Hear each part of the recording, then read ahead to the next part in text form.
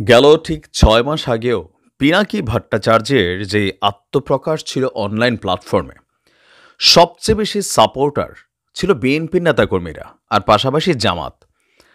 আমার ফেসবুক আইডিতে আমার লোকালি অনেক মানুষ আছেন যারা বিএনপির রাজনৈতিক নেতা এবং কর্মী।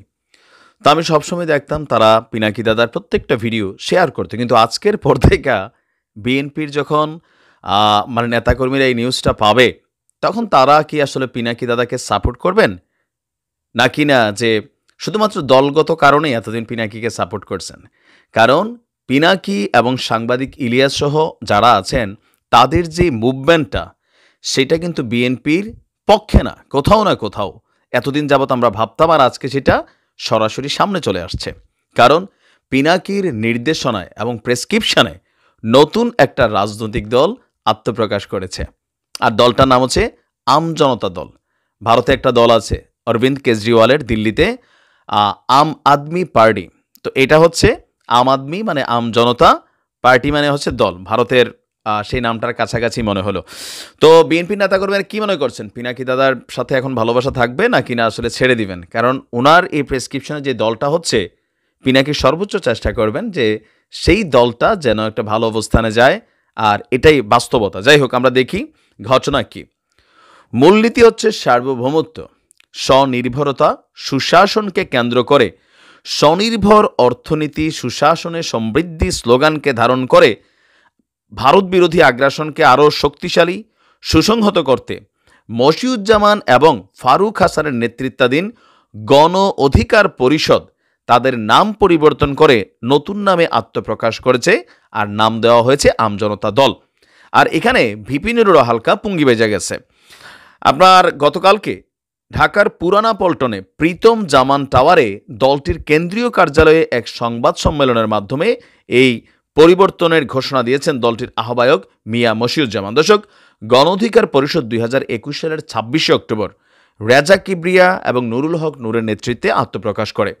এরপর বিভিন্ন কারণে সংঘর্ষ, মতভেদ সৃষ্টি হয়, যার ফলে 2023 সালে দুইটা গ্রুপে বিভক্ত হয়েছিল। একটার পক্ষে আছে নুরুল হক নূর রাশেদ খান, অপর পক্ষে আছে মশিউজ্জামান এবং ফারুক হাসান।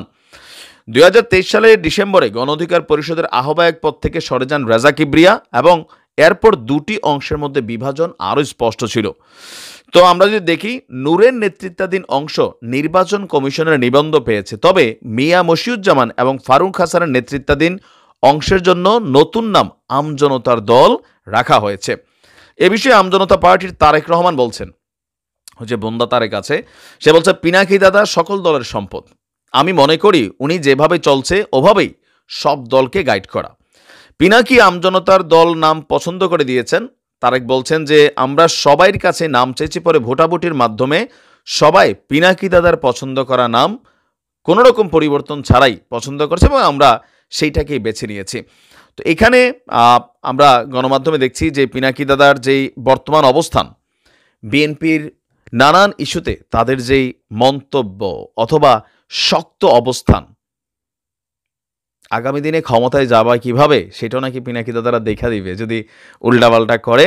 ইভেন আপনারা দেখেন যে প্রকাশ্যে খোলামেলা সমালোচনা, বিভিন্ন ইস্যু কিন্তু তারা করছে। তো এতদিন যাবৎ অনেকে ভাবতো সাংবাদিক ইলিয়াস, পিনাকি ভট্টাচার্য, ডাক্তার কনক সারওয়ার, তারা সবাই হয়তো বিএনপি পন্থী।